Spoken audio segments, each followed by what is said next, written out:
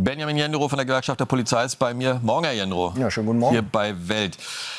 Schade, dass man über das Thema Sicherheit sprechen muss, aber man muss es jedes Jahr leider wieder seit 2016 spätestens auch hier in Deutschland.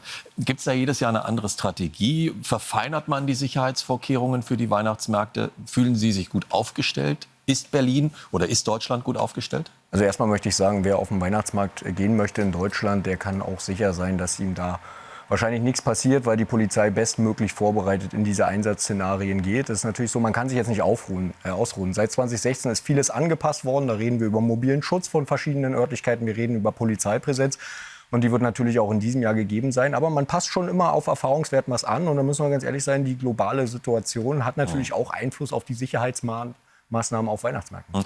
Nur ist es aber so, dass möglicherweise solche mit LKWs oder Autos durchgeführten Anschläge nicht mehr geben wird. Oder was ich eigentlich damit sagen will, dass möglicherweise die da Böses im Schilde führen, auch ihre Verfahren anpassen, ihre Möglichkeiten anpassen. Naja, wir müssen ganz ehrlich sein, es gibt keine 100%ige Sicherheit. Dann darf niemand auf Weihnachtsmärkte gehen, weil wir wollen eben auch nicht einen Weihnachtsmarkt, wo wir eine Mauer groß herumziehen, ja, und die wirklich nicht angreifbar sind. Aber ich glaube, gerade die Hauptstadtpolizei hat bewiesen zur Europameisterschaft, wo viele Menschen auf einen Raum waren oder auch bei anderen Events wie dem Marathon beispielsweise, so wird es auch auf Weihnachtsmärkten sehen. Und Sie können auch nicht jeden Weihnachtsmarkt gleich schützen. Ja? Wir haben jetzt natürlich Überfahrschutz beispielsweise am Breitscheidplatz. Aber den Alexanderplatz oder Charlottenburg müssen Sie ganz anders sichern. Da müssen Sie auf die Gegebenheiten gucken. Und wie Sie ansprechen, natürlich, ist schön, wenn kein LKW rüberfährt, dann fährt einer auf dem Motorroller und zieht dann die Kalaschnikow oder geht mit einem Messer los. Es gibt viele Szenarien, wir haben auch viele Einzeltäter, das muss man sagen.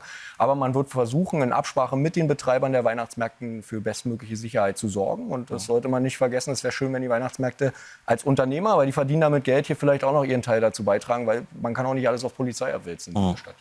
Jetzt hat Frau Faeser, die Innenministerin, gesagt, also man wird natürlich entsprechend darauf achten, verstärkt vielleicht auch kontrollieren. Heißt denn das auch für Berlin, für die anderen Weihnachtsmärkte, dass auch vermehrt Sicherheitspersonal, also Polizei, da sein wird?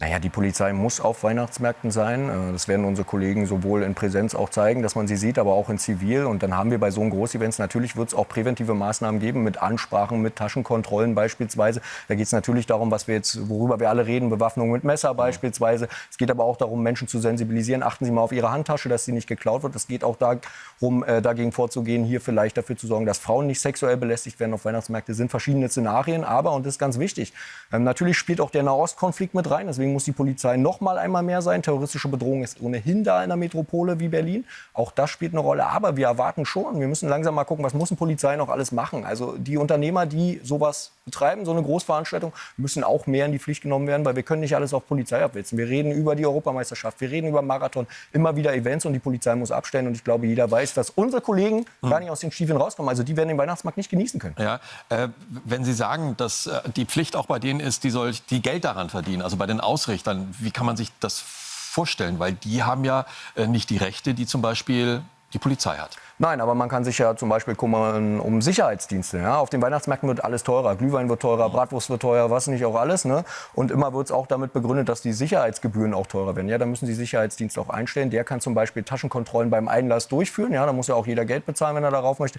Das ist ein Weg. Und auch um Schutzmaßnahmen. Auch Pollersysteme muss jetzt nicht die Polizei anschaffen. Das kann durchaus auch ein Betreiber machen oder an den Kosten beteiligt werden. Das würden wir uns wünschen, wenn das mal generell in die Debatte eingeht. Aber natürlich werden unsere Kolleginnen und Kollegen, auch wenn sich keiner an den Kosten beteiligt, ihr Bestmögliches dafür geben, dass alle Menschen sicher auf Weihnachtsmärkten sind. Benjamin Jendrow, danke für das Gespräch. Ich danke Ihnen.